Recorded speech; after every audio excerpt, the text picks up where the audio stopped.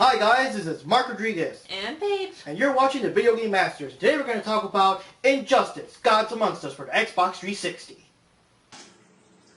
Oh, so you're going to review Injustice. You know, that game that's been out for several weeks now? Yeah, that game that every other reviewer has already covered. If you were real Video Game Masters, you would have covered it the day it came out. But no, instead you wanted to review King of Fighters 2006. Nobody cares about that game. It's been out for what? 7 years now?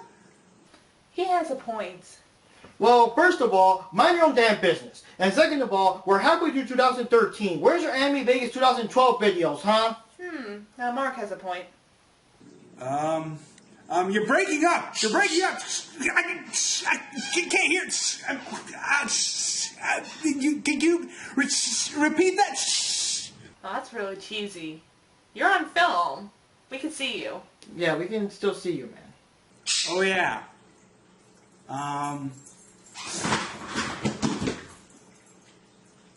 Well, anyway, we're gonna review Injustice, Gods Among Us.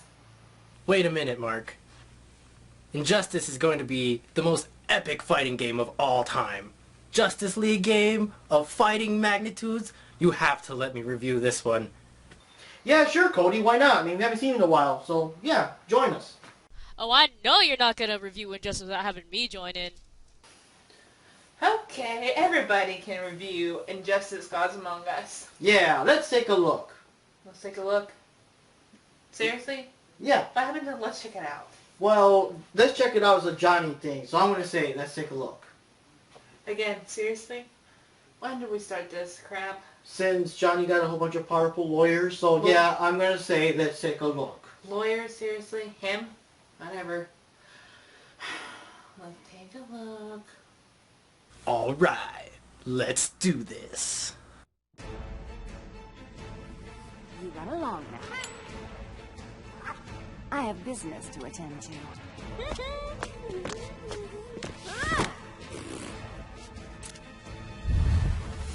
Begin. Injustice, Gods Among Us is an awesome fighting game from the creators of Mortal Kombat. The game has 24 characters to choose from. You get the characters you expect, like Batman, Superman, and Wonder Woman, and a few welcome extras like Nightwing, Raven, and Solomon Grundy. You also fight in familiar DC comic backgrounds like Metropolis and Gotham City. The gameplay is similar to the combo system in Mortal Kombat 9. Jump kicks knock you down, and you still have that epic Mortal Kombat uppercut, but this time, you don't need to push a button to block. Aside from the 3 attack buttons, you also have an extra button for a unique character trait for each fighter. Batman, for example, releases bats to attack the enemy. Similar to the X-ray attacks in MK9, Injustice also lets you have an epic cinematic super move you can do once you fill your power meter. The fights are one long round, and you have 2 health bars to use up before you lose the match. One notable feature in the game is the interactive backgrounds. There are many objects characters can use against their opponents, and they are used differently depending on what character you're using. For example, if there's a car in the background, some of the more agile characters can leap off of it to avoid an attack, while the more superpowered characters can pick up the car and slam it into their opponent. There are a lot of different background items in each level to use, and helps make the fight more interesting. Some backgrounds have certain parts that can be destroyed, and transitions the fighters into a whole new area to fight. Injustice also has a unique wager system. This feature allows a defending player to disrupt a combo by pressing forward X or forward B. Once enabled, the 2 fighters will wager a certain portion of their power meters and engage in an epic clash. Whoever bets the most wins and also gets a health bonus. The main story of the game involves 2 alternate universes. In one universe, the Joker managed to trick Superman into killing Lois Lane and his unborn son, which triggered a nuclear explosion which killed nearly all of Metropolis.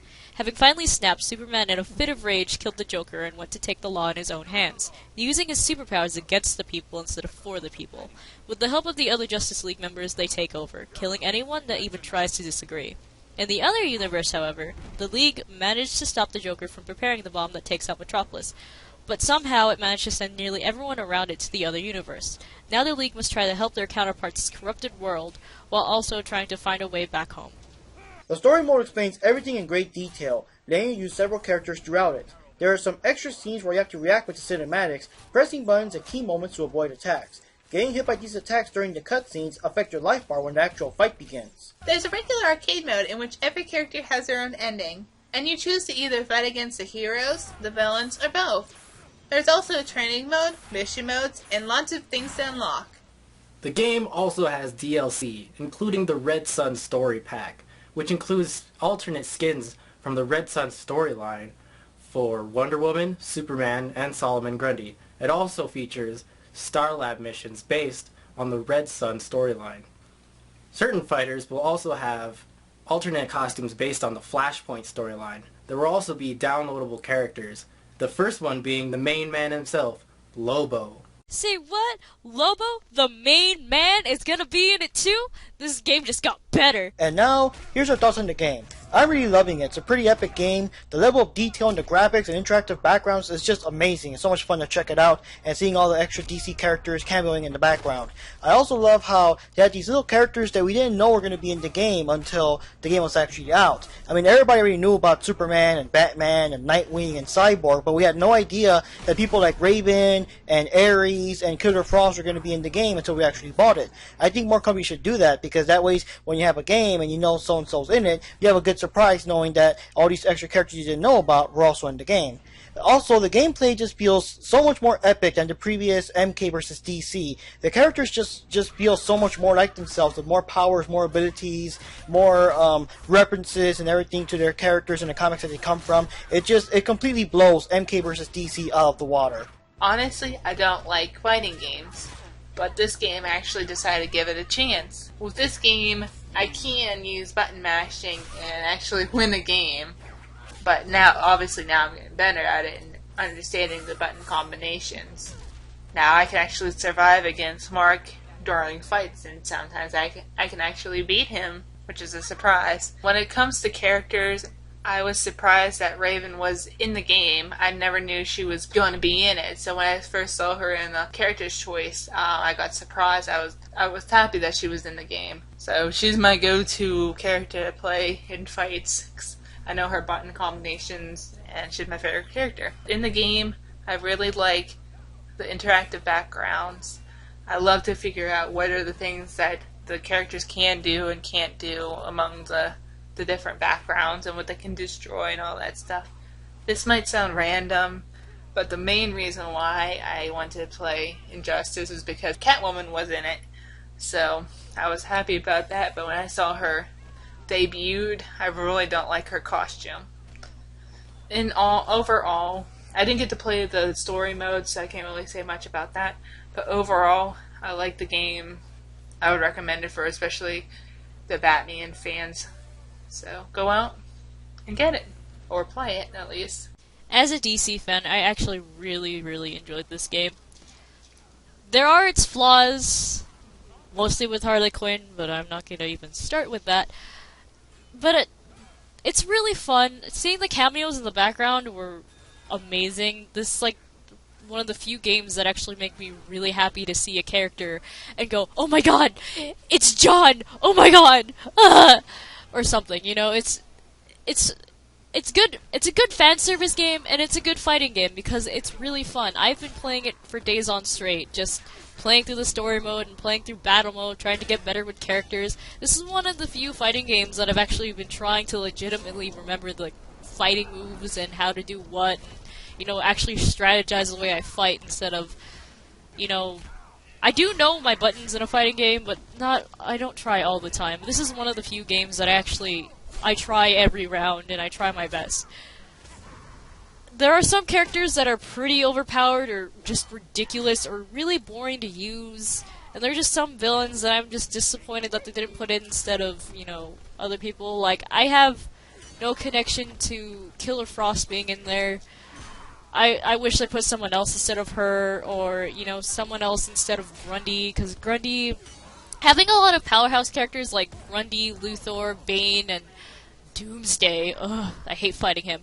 Having characters like that on one side is kind of repetitive and a little bit annoying to have. I kind of wish they had a lot more variations of the villains, but what they have as choices is okay, but I kind of wish they went out and had, like, other people. Sometimes I wish they had like other villains from, you know, other universes, but apparently they really wanted to focus on like Batman villains or Superman villains because they're the. I'm assuming it's because they're the main reason why people would buy this game, because they're two of the most iconic DC characters. I mean, I would really love to see a villain from Flash's universe or even Green Arrow's universe. That would have been great. But, you know, it's their choice. I really hope that for DLC, they at least add a good villain to the roster. Other than Lobo. Lobo's kind of a neutralist. A chaotic neutralist. But whatever. What did I think of Injustice? You know, I was really excited for Injustice when this was announced, like a DC fighting game worthwhile is one that I've been waiting for, not that piece of crap Mortal Kombat versus DC. This is actually a legit DC superhero fighting game, which has some unique quirks. I really like the power, you know, the special powers and the use of the power meter with the wager system, and the destructible environments were really good. And the only thing that I found kind of issues with was there are a few odd design choices. Batman has that weird mask thing on his face, and Wonder Woman looks kind of mannish, and just a few other design choices that I felt like could have been just, you know, redone. But luckily there is alternate costumes, which is good. There's also one thing that really, really miffed me was there's this unique twist with Nightwing in the story mode that I wish they would have delved deeper into. Maybe they could make it into like story DLC, but once you play the story mode, you'll see what I'm talking about. And if you're as diehard of a Batman Mythos fan as I am, you want to see that fleshed out, and you're just going to be so upset like I am that it's just glanced over. But other than that, it's a good game. I really enjoyed playing it. I would go out and buy it right now. Well, that wraps up this episode of Video Game Masters. Yep, don't forget to like, comment, and subscribe, guys. I'm Mark Rodriguez. I'm Paige. I'm Gurek Stelly. And I'm Cody, always double winning and always making the reviews look extra good. Thanks for watching. Catch you later. What? Johnny's lawyer. Oh, yeah.